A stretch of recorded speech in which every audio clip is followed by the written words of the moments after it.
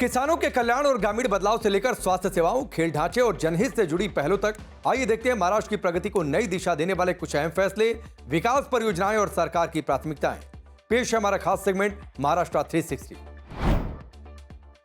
आषाढ़ी एकादशी के अवसर पर मुख्यमंत्री देवेंद्र फडणवीस और उनकी पत्नी अमृता फडणवीस ने पंढरपुर में भगवान विठ्ठल और माता रुक्मिणी की पारंपरिक महापूजा की। इस मौके पर मुख्यमंत्री ने घोषणा की कि महत्वाकांक्षी पंढरपुर कॉरिडोर परियोजना अगले 2.5 साल में पूरी कर ली जाएगी।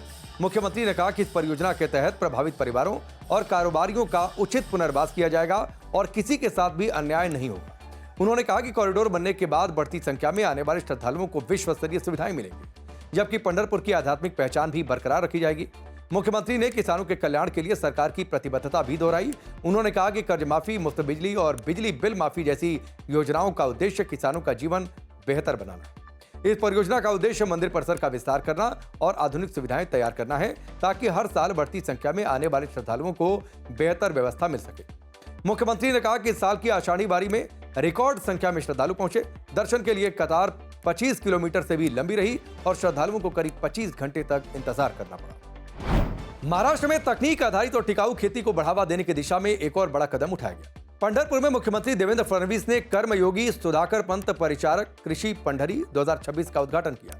राज्य स्तरीय कृषि प्रदर्शनी का उद्घाटन करते हुए मुख्यमंत्री ने कहा कि आधुनिक तकनीक, नवाचार और वैज्ञानिक खेती के तरीके से ही खेती की पैदावार बढ़ाने और किसानों की आय में सुधार का सबसे प्रभावी रास्ता है। आषाढ़ी बारी के साथ आयोजित इस प्रदर्शनी में लाखों किसान और वारकरी एक ही जगह आधुनिक कृषि तकनीक देख सकेंगे, सरकारी योजनाओं की जानकारी ले सकेंगे और कृषि विशेषज्ञों से सलाह भी ले सकेंगे। कृषि पंढरी 2026 में आधुनिक कृषि तकनीक, उन्नत कृषि मशीनें, बागवानी में से जुड़े समाधान, मिट्टी की जांच, फसल प्रबंधन और एआई आधारित खेती से जुड़ी कई नई तकनीकों को एक ही जगह प्रदर्शित किया गया है, ताकि किसानों की पैदावार बढ़ाने में मदद मिल सके। महाराष्ट्र सरकार की किसान कर्ज माफी योजना का पहला चरण शुरू हो चुका है। पंढरपुर में आयोजित कर्मयोगी सुधाकर पंत परिचारक कृषि पंढरी 2026 कार्यक्रम में मुख्यमंत्री देवेंद्र फडणवीस ने बताया कि योजना के लिए पात्र करीब 17 लाख किसानों की पहली लिस्ट तैयार है। मुख्यमंत्री ने कहा कि पहले चरण में करीब 13,000 करोड़ रुपए की कर्ज माफी की राशि सीधे पात्र किसानों के बैंक खातों में भेजी जाएगी। उन्होंने बताया कि राज्य सरकार की 36,000 करोड़ रुपए की इस कर्ज माफी योजना से करीब 56 लाख किसानों को लाभ मिलेगा। पुढची 5 वर्ष कुठलंही इलेक्शन नसताना आमच्या सरकारने सांगितलं, शेतकऱ्याला दिलेला शब्द हा आम्ही मोडणार नाही आणि आपण देशातली सगळ्यात मोठी कर्जमाफी या ठिकाणी घोषित केली आणि अहिल्यादेवी होळकर कर्जमाफी योजना घोषित केली। 56 लाख शेतकऱ्यांना कर्जमाफी मिळणार आहे। ज्यांनी नियमित कर्ज भरलं त्यांना 50,000 रुपये त्यांच्या अकाउंटला आम्ही देतो आहोत। पुण्य श्लोक अहिल्यादेवी होलकर शेतकरी कर्ज मुक्ति योजना के पहले चरण में करीब 17 लाख पात्र किसानों को शामिल किया गया है। इनके लिए 13,000 करोड़ रुपए की कर्ज माफी की राशि सीधे पात्र किसानों के बैंक खातों में भेजने का प्रस्ताव है। मुख्यमंत्री ने कहा कि पूरी योजना के तहत करीब 56 लाख किसानों को कर्ज से राहत मिलेगी। इस योजना पर राज्य सरकार करीब 36,000 करोड़ रुपए खर्च करेगी।